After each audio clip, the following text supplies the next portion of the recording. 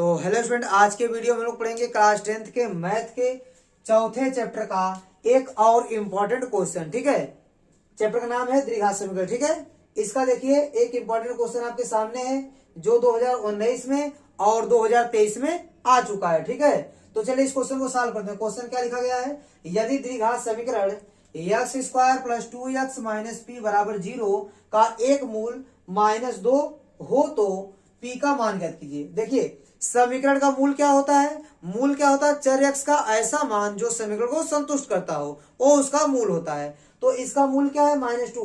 तो -2 क्या होगा, चर के जगह पर -2 रखने पर यह क्या करेगा, इस समीकरण को संतुष्ट करेगा। तो यहां लिखेंगे चूंकि -2 समीकरण x square plus 2x minus P बराबर 0 का एक मूल है। क्या है, मूल है। इसलिए x बराबर -2 रखने पर क्या करेगा, समीकरण को संतुष्ट करेगा। क्यों, क्योंकि -2 इस समीकरण का मूल है, तो -2 को आप x की जगह पर रख सकते हैं और यह समीकरण को संतुष्ट करेगा।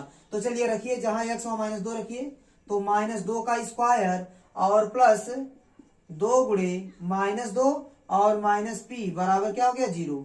ठीक है, अब देखिए -2 का स्क्वायर क्या होगा, +4, माइनस का स्क्वायर प्लस और 2 का स्क्वायर 4 और प्लस माइनस का गुणा होगा तो आएगा -2 दूनी 4 माइनस पी बराबर 0। ए +4 -4 कैंसिल हो जाएगा, तो माइनस पी बराबर क्या मिलेगा आपको, 0। पी बराबर क्या हो जाएगा, 0। ठीक है, तो पी का मान क्या मिल गया आपको, 0 मिल गया। यही आपका आंसर होगा।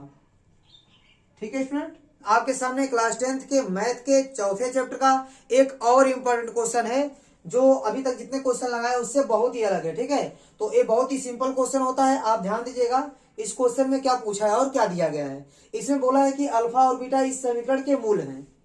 क्या लिखा गया है, अल्फा और बीटा इस समीकरण के क्या है, मूल हैं। तो आपको किसका मान निकालना है, alpha square beta plus beta square alpha का मान निकालना है। देखिए कितना सिंपल क्वेश्चन है। देखिए अल्फा और बीटा इसके क्या है, मूल है।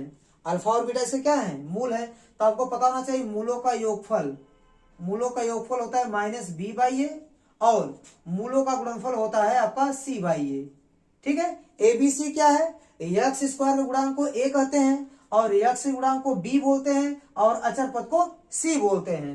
तो देखिए अल्फा प्लस बीटा की वैल्यू कितनी आ जाएगी, माइनस, देखिए एक्स स्क्वायर गुणांक आपका a हो जाएगा, एक्स गुणांक क्या हो जाएगा, b हो जाएगा और अचर पद को हम लोग क्या बोलेंगे, c बोलेंगे।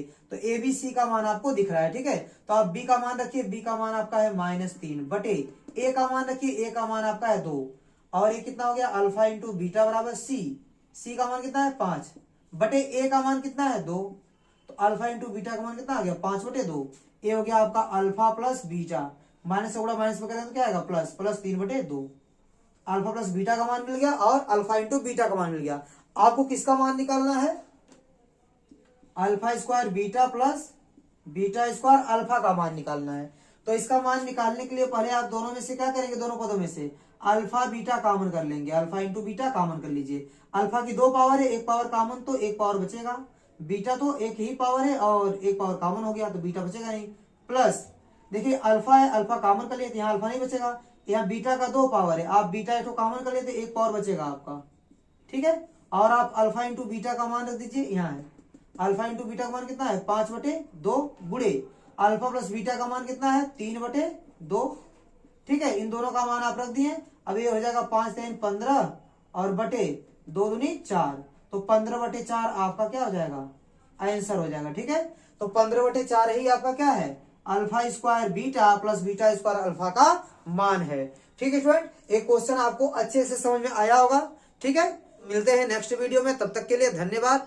मेरा वीडियो देखने के लिए आपका बहुत बहुत धन्यवाद। प्लीज आप मेरे चैनल को लाइक कीजिए, शेयर कीजिए और सब्सक्राइब कीजिए।